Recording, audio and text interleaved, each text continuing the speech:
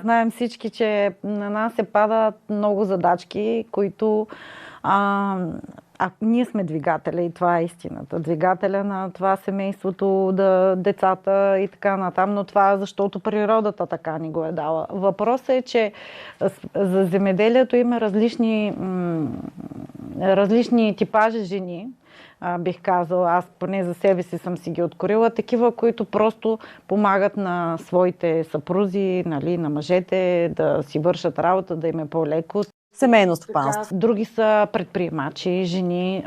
Много често имам възможността в различни програми, да речем на EIT Food, програма ЕВА, на всякакви предприемачески такива формати да видя. Тогава жените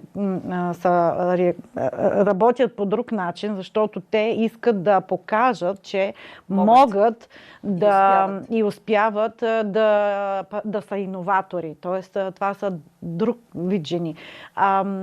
Трета група, всички еднакво ценни, между другото, до тук. Друга група жени пък са такива, които жените, имам така усещането и наблюдението, че жените много повече четат, много повече дават така внимание на детайлите в информацията, която излиза. И тогава те не просто движат административната част в стопанството, но те дават и предложения, идеи за промени. Тоест, това са жени като по-скоро, които могат да влияят на процеса за политиката. И тоест имаме най-различни категории.